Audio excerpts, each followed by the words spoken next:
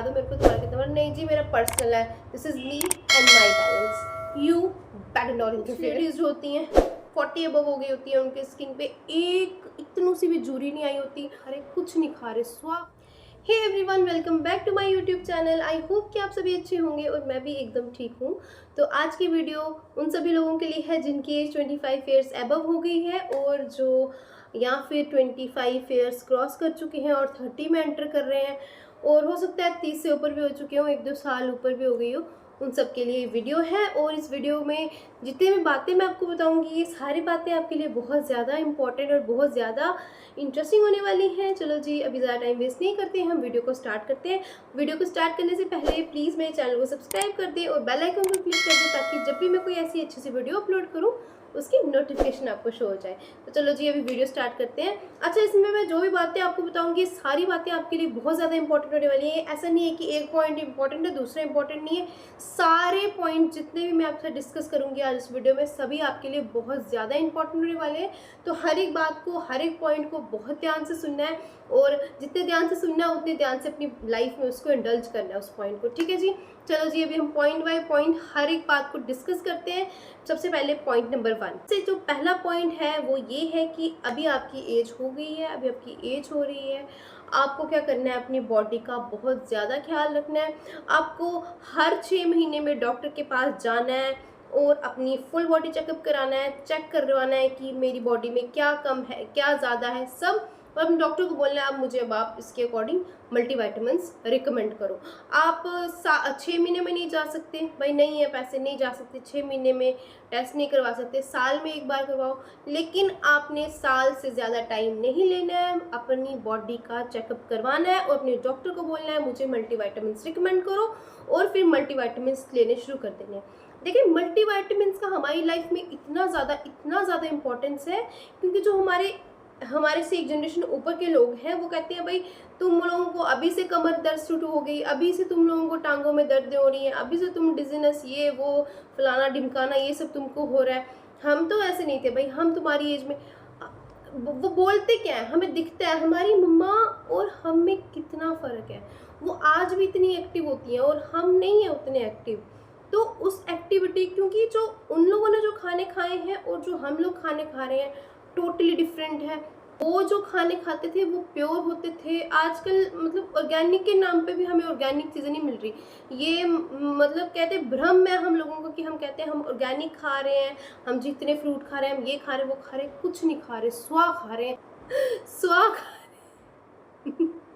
मेरे कहने का मतलब है कि क्या खा रहे हैं हम, तो वो मतलब अच्छा नहीं है। बट कहने का मतलब है कि जो खाना हम खा रहे हैं वो जितना वो लिखा होता है उसमें इतने न्यूट्रिशन है, इतने इसमें विटामिन ए है, इसमें ये वो होती कोई नहीं। तो इसलिए अपनी लाइफ में मल्टीविटामिन्स लेने शुरू कर दें।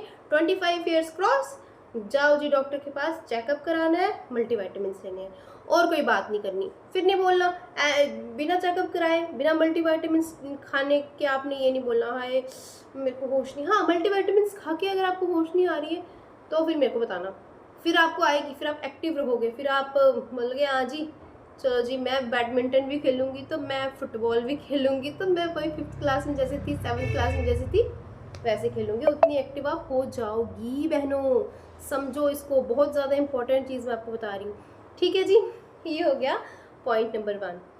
अच्छा, अभी हम पॉइंट नंबर 2 पे आ जाते हैं। पॉइंट नंबर 2 है आपको अपना बैंक बैलेंस, जैसे आपकी हेल्थ आपने ऐसे रखनी है ना, वैसे अपना बैंक बैलेंस भी ऐसे रखना है। पॉजिटिव में होना चाहिए आपका बैंक बैलेंस, नेगेटिव नहीं होना चाहिए, पॉजिटिव होना चाहिए। पॉजिटिव बैंक बैलेंस होने के बहुत सारे फायदे हैं। आपने अपना अलग से एक अकाउंट बनवाना है, उसमें पैसे रखने हैं, और वो पैसे सिर्फ आपको पता होने चाहिए और किसी को पता नहीं होना चाहिए। वेदर आप जॉब कर रही हैं, नहीं भी जॉब कर रही, अब कुछ लड़कियां बोलेंगी अरे हम जॉब ही नहीं कर रहे हैं, हमारे पास पैसे होते नहीं है, सारे वाला ज़्यादा पैसे थोड़े कोल के होंगे। पति से भी ले लेती हूँ भाई मैं जॉब नहीं कर रही, मम्मी से भी ले लेते हो, पापा से भी सबसे ले लेते हो आप। तो ये वाला एक्सक्यूज़ मुझे मत देना हम जॉब नहीं कर रहे। और अगर आपको फिर भी कोई नहीं देता, फिर आप बहुत बड़े बेवकूफ़ हो कि आप जॉब नहीं करें। आप जॉब करो, घर से बाहर निकलो, पैसे कमाओ, अपने पैसे होने चाहिए। लड़कियों के पास अपने खुद के पैसे होने चाहिए, और वो पैसे सिर्फ लड़कियों को पता होने चाहिए, किसी और को पता नहीं होना चाहिए। क्यों? क्योंकि जितने मन हमारे डोलते हैं ना, इतने लड़कों के नहीं डोलते। जितना हमारा मन करता है ना, मैं ये भी ले लूँ, वो भी ले लूँ, ये भी रखूँ, वो भी रखूँ, उतना मन लड़कों के नहीं डोलते। उनको एक निक्कर टी शर्ट में भी पूरे साल गुजारने को बोलते हैं ना, बिलीव मी वो गुजार लें। वो एक्सेप्शंस होते हैं जो बोलते हैं भाई अब मुझे और लेना है, ये लेना है, वो लेना है। बहुत कम लड़के होते हैं। मैंने अपनी लाइफ में अगर मैं 100 लड़कों से मिली हूँ तो समझ लो आप एक लड़का मुझे ऐसा मिला होगा जो बोलता होगा नहीं मुझे भी अच्छे अच्छे कपड़े पहनने हैं। तो लड़कों में आदत होती नहीं है, वो ऐसे ही बने हुए हैं। लड़कियों के मन डोलते हैं, तो पैसे भी किसके पास ज़्यादा होने चाहिए? लड़कियों के पास होने चाहिए। तो अपना बैंक अकाउंट बनाओ, वो बैंक अकाउंट किसी के साथ शेयर नहीं करना, मतलब अकाउंट शेयर नहीं करना है, वो बैलेंस किसी के साथ उसका शेयर नहीं करना है। बोला जी पति बोलेगा नहीं बता दो मेरे को तुम्हारा कितना, नहीं जी मेरा पर्सनल है, this is me and my balance, you better not interfere. ठीक है, उसको ऐसे बोल देना कि आप इंटरफेयर नहीं करो, ये मेरा और मेरे फाइनेंस है, मेरा मैं और मेरे फाइनेंसेस, ये हमारी पर्सनल चीज़ें हैं and I not share this with anyone. ठीक है, इससे क्या होता है, अगर आपका ये सारी मजाक कर रही थी मैं, इससे क्या होता है अगर आपके अकाउंट में अच्छा बैलेंस होता है तो आप कॉन्फिडेंट फील करती हैं, आप इंडिपेंडेंट फील करती हैं, आपको कोई भी कभी भी चीज़ चाहिए आप ले सकती हैं, ऐसे ऐसे चुटकी में ले सकती हैं। ठीक है, मतलब कहने का मतलब है कि अपना अलग से अकाउंट बनवाएं, उसमें बैलेंस रखें, बैलेंस किसी को पता नहीं होना चाहिए कितना है, और वो ज़्यादा ही होना चाहिए, कम नहीं होना चाहिए। ठीक है, चलो जी 2 बातें होगी। अच्छा जी, तीसरे पॉइंट पे आ जाते हैं। तीसरा पॉइंट है फेस एक्सरसाइज एंड योगा।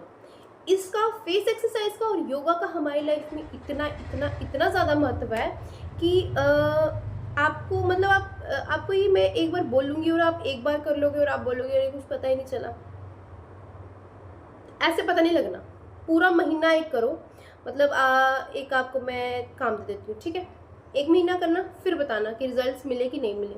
आपने क्या करना है, रोज़ जब आप सोने जाते हो तो फेस वॉश तो करती होंगी, स्किन केयर नहीं करती ना, लड़कियाँ नहीं हो फिर आप बेवकूफ़ हो, स्किन केयर करनी है। ठीक है, सोने से जब सोने जाती हो तो नाइट केयर करनी है। क्या करना है, फेस वॉश करना है और मॉइस्चराइजर लगाना है, वो सब तो लगाना ही है, लेकिन आपको क्या करना है, मॉइस्चराइज़र फेस वॉश करने से 1 मिनट पहले थोड़ा सा 1 ड्रॉप ऑयल ले लें, थोड़ा सा मॉइस्चराइज़र उसमें ऐड कर लें, उसको मिक्स कर लें अच्छे से और फेस पे मसाज कर लें अपवर्ड मोशन में, ऐसे ऐसे ऐसे ऐसे ऐसे, इस तरह से मसाज कर लें। 1 मिनट की मसाज करनी है लेकिन डेली करनी है। उसके बाद फेस वॉश कर ले, अच्छे से फेस भी धुल जाएगा, थोड़ा बहुत जो डस्ट वस्ट बनी पड़ी होती है ना फेस से पूरे दिन में वो भी निकल जाएगी, और अच्छे से फेस वॉश कर लें। उसके बाद आपने क्या अप्लाई करना है, मॉइस्चराइज़र अप्लाई करना है।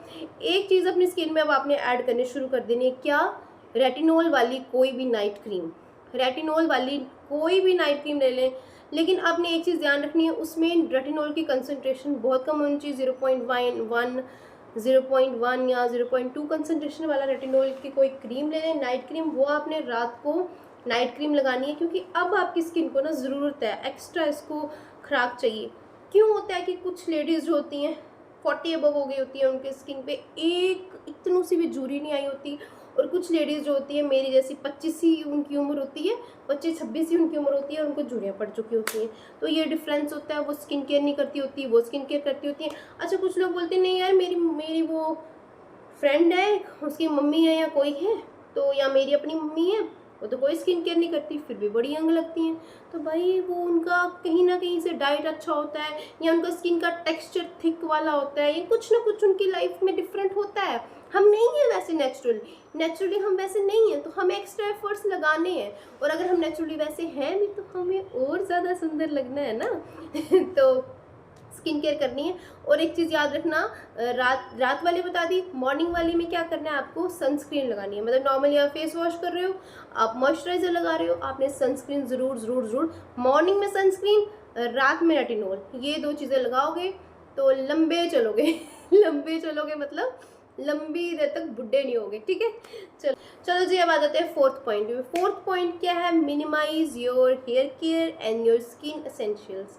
मतलब जितनी भी आपके पास इतना अंट संट डो ये उसने रिकमेंड कर दिया, ये भी ले लिया, उसने रिकमेंड कर दिया, ये भी ले लिया, ये भी ले ब्ला ब्ला ब्ला ब्ला, क्लटर इकट्ठा कर दिया, और फिर जब लगाने की बारी आती है तो आप समझते हो कि अब ये लगाऊँ, ये लगाऊँ, ये लगाऊँ, तो आप क्या करते हो बहुत कुछ पड़ा होता है आपके पास, ये भी सब कुछ मिक्स करके लगा लेते हो, और एट द एंड रिजल्ट क्या मिलता है, पिंपल हो जाता है या कोई साइड इफेक्ट हो जाता है, क्योंकि आप बिना मतलब की चीज़ों को मिक्स कर रहे हो।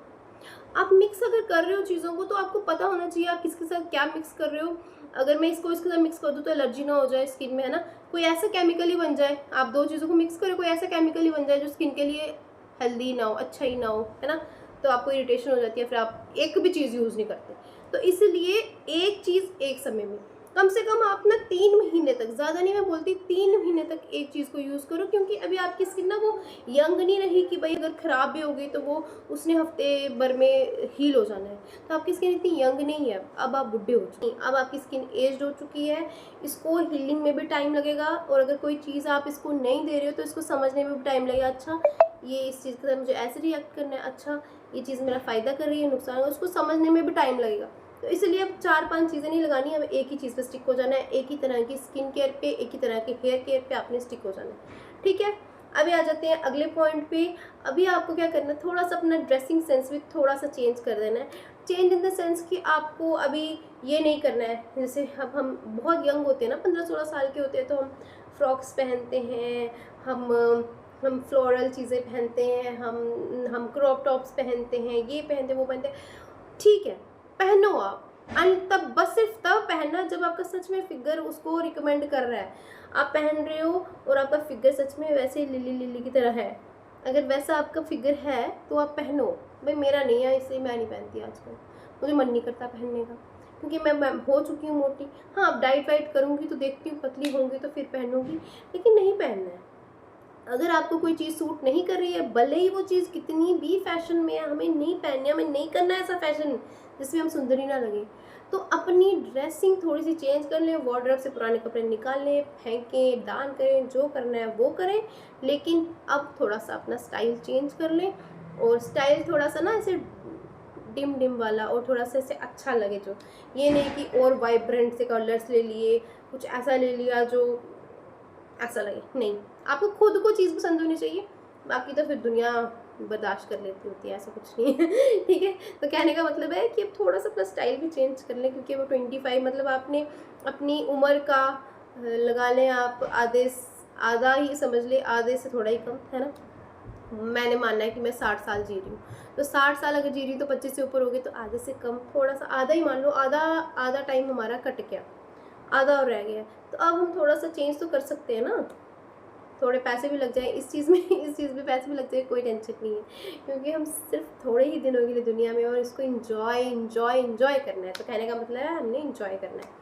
अच्छा जी, लास्ट पॉइंट है, बहुत इंपॉर्टेंट है सभी के लिए, जो भी सुन रहे हैं, 30 से अबव भी हो गए हो, 40 से अबव भी हो गए हो, तो भी सुन लो, ये पॉइंट बहुत इंपॉर्टेंट है। ग्रेसफुल एजिंग, खुशी खुशी एक्सेप्ट कर लें कि भाई अब हमारी एज हो रही है, अब नई जनरेशन आ रही है, अब उनके टाइम है, हमारे टाइम हो गए, और खुशी खुशी इस चीज़ को एक्सेप्ट कर लें, क्योंकि अगर हम चीज़ों को एक्सेप्ट कर लेते हैं फिर हमें बुरा नहीं लगता। फिर अगर मैं मोटी भी हो रही होती हूँ ना, शीशे में देख रही होती हूँ कि अब मैं मोटी हो रही हूँ, तो कहती हैं अच्छा कोई नहीं, अब तो मैं 25 से ऊपर हो गई हूँ, कोई नहीं, ऐसा होता है। लेकिन अब इस कोई नहीं को वैसे नहीं लेना है, कोई नहीं अब हम मोटे हो गए हैं तो अब हम लेट जाएंगे, अब हम एक्सरसाइज नहीं करेंगे, हम योगा नहीं करेंगे, वो सारे पॉइंट करने हैं, फर्स्ट से लेके अभी तक जितने पॉइंट थे ना वो सारे करने हैं। फिर लास्ट में फिर भी अगर कुछ नहीं हो रहा, फिर ये सोचना है लास्ट वाला। तो लास्ट वाला एक पॉजिटिव साइड पे अपने दिमाग को पॉजिटिव रखना है, और ग्रेसफुल एजिंग करनी है, मेडिटेशन करनी है, पूजा करनी है। जो लोग पूजा नहीं करते, मेडिटेशन तो करनी है, पूजा नहीं भी करो कोई बात नहीं है, पर मेडिटेशन करनी है। गॉड के साथ अपने आप को थोड़ा सा भी कनेक्ट करने शुरू कर दें, क्योंकि अभी आपने ना जाना उधर ही है, तो थोड़ा इस चीज़ का भी ध्यान रख लें। चलो जी, आज की वीडियो में इतना ही, फिर मिलेंगे ऐसी ही इंटरेस्टिंग सी वीडियो के साथ, तब तक के लिए रखिए अपना बहुत बहुत ख्याल। Love you all guys, bye bye.